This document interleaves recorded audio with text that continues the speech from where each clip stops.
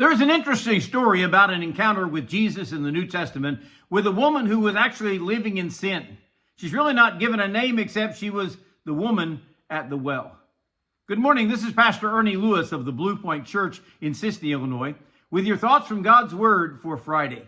You know, the first hint that we have of Jesus' deliberate encounter with this woman is when he tells his disciples, you know what? We need to go through Samaria. Wow. During all their travels from Galilee to Jerusalem and back, they made it a point to avoid Samaria. And now, when they arrive at Jacob's well here, John tells us it's about the 6th hour or close to noon. And since it's lunchtime, Jesus calls for his disciples to go into town and find some food for them to eat.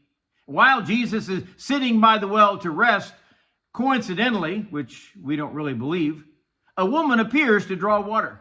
Now, this says something specific about this woman because most women would draw early in the day while it's cool. Apparently, she came at a time later on to avoid the ladies of her city and probably their reproach. So Jesus asked her to give him a drink while she's drawing from the well. This very simple request astonishes her. It says she knows he's a Jew and she is a Samaritan.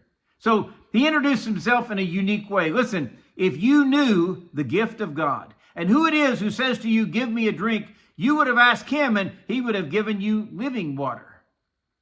Well, being sarcastic, she remarks that he has no way to draw. How could he give her a drink at all?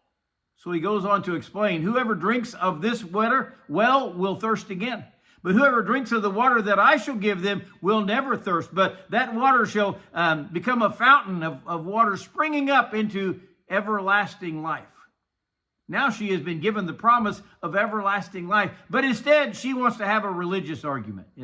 Her discussion about the right place to worship is actually an argument as old as time between the Jews and the Samaritans. The Jews would worship God in the temple at Jerusalem, while the Samaritans worship out Mount Gerizim. So Jesus settles the argument by saying, listen, God is a spirit, and those who worship him must worship him in spirit and in truth, which causes her to mention the coming of the Messiah. And Jesus said, I who speak to you am he. Well, during their discussion, Jesus calls for her to go and call her husband to come and meet with him. But she tells him that she doesn't have a husband, to which Jesus replies, yes, you have well said.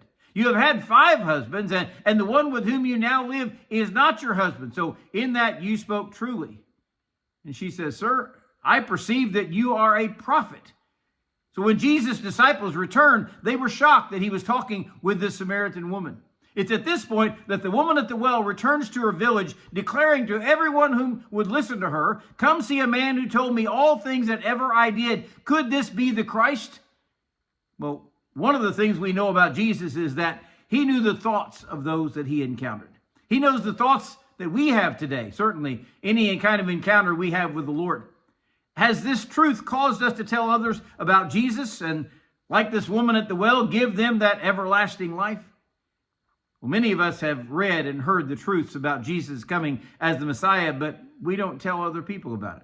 Yet our encounter with Jesus must be real. It must be revealing and certainly life-changing, just like hers was.